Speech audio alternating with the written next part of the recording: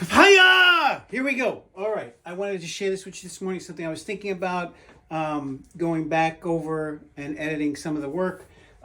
So first, I want to explain the sphere that we live in, okay? And what we need to do is shift our focus in our life if it's not already there. So when I was younger, before I was 25, my whole center was about me.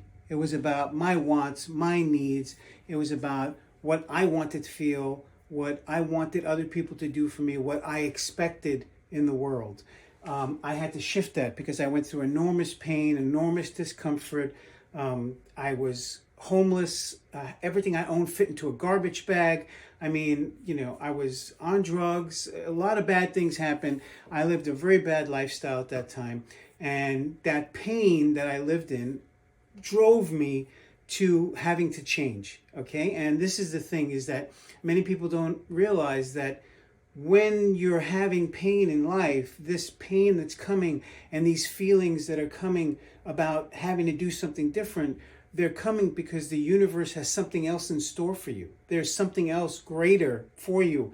But your life that you're in right now and the way that you're living it, it doesn't fit into that life. So you have to expand who you are in order for it to fit in there. You have to make space for that so it can come in there. So I had to make space. And I was very grateful and happy that I ran into some people that I felt I could relate to, that understood me, that I could trust, that were like me, but they were living different. Okay, so those people taught me a lot of things early on, which started my personal development journey that lasted a very long time. So it still lasted today. So we need to change the center of our lives to be our center focus, to be something greater than ourselves, something bigger than ourselves, something with more meaning, something that it has a greater cause than just paying the bills, eating, and having sex. Okay?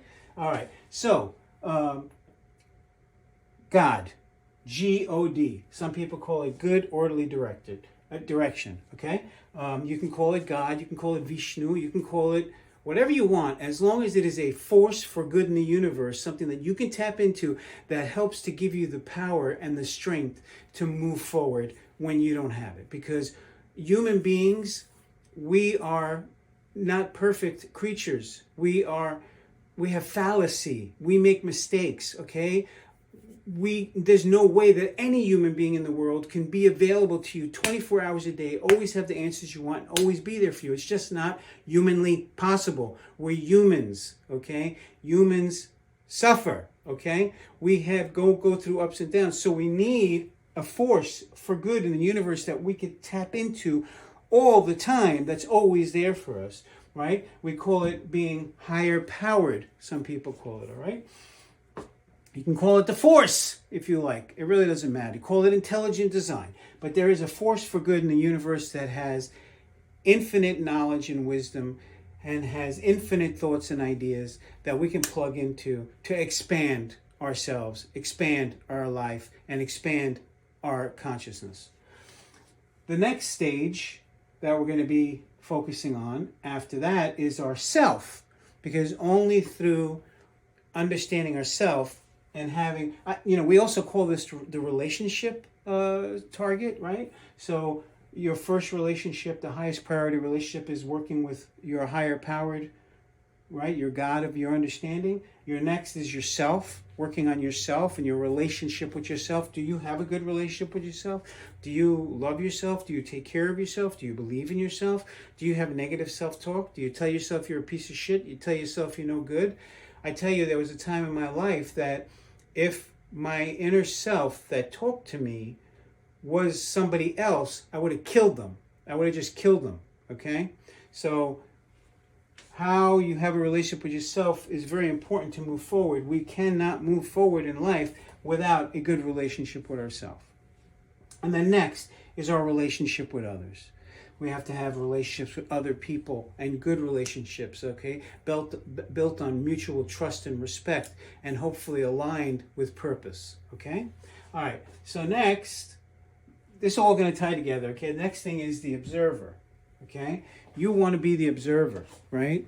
You want to observe what you're observing. You want to notice what you're noticing.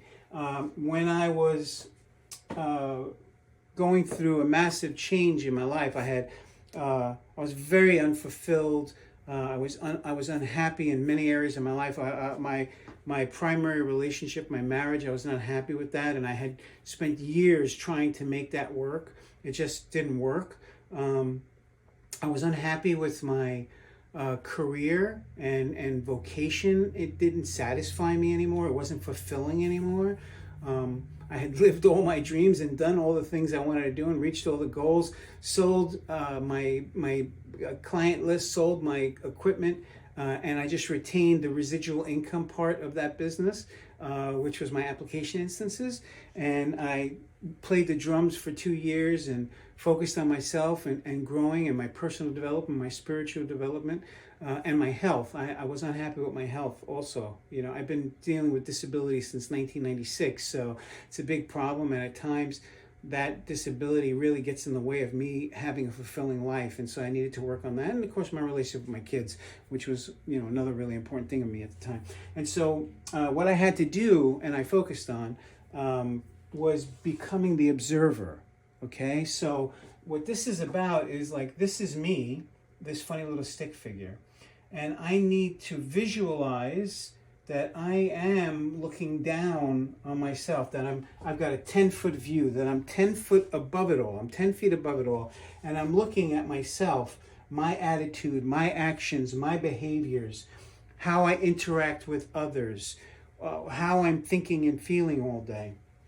And I observe all that, and I need to notice what I'm noticing, right? This is about noticing, because unless you're observing yourself and noticing what you're doing and becoming aware of those behaviors, those attitudes, your negative self-talk, those things that are limiting beliefs and ideas that are happening to you. Like, I give you an example. I've always struggled with weight, and I've lost a lot of weight. I've lost over 200 pounds in my life. I've steadily went down. At one time I was 380 pounds, went down to 350, then I went down to 250, and then I remained at 250 for a long time. And then recently, in the last few years, I worked on that more.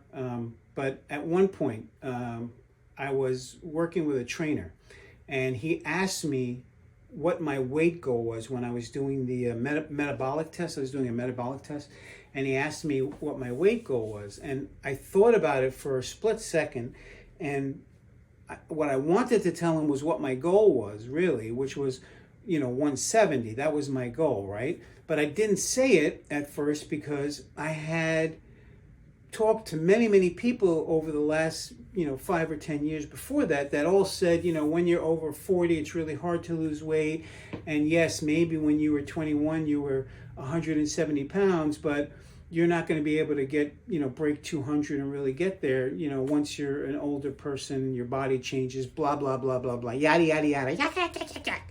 Okay, yakety yak, don't talk back. So, I realized in that moment, though, that I had a limiting belief.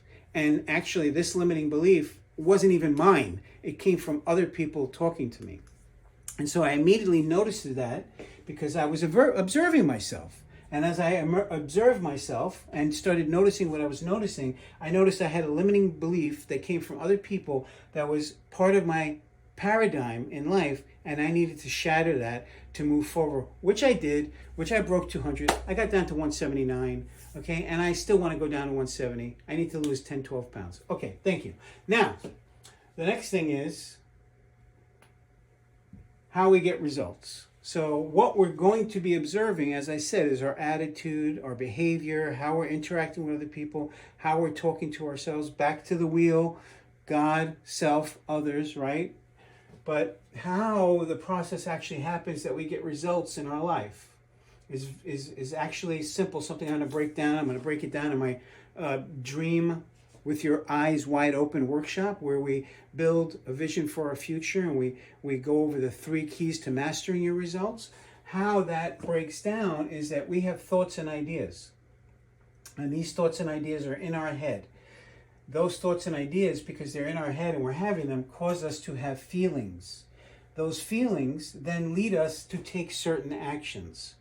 And those actions are actually how we get our results. So really clearly, we get results from actions. Okay, that's how it happens at the end. It's here at this end. This is really what happens. But to understand how we do these actions, it comes from your thoughts. So really, your thoughts is actually what creates your results. If you could change your thoughts and work on your thoughts, you get different results. That's how it actually works. So just wanted to share that with you, something I was thinking about today. Papaya! Okay, have a great day. Go out there, crush it, kill it.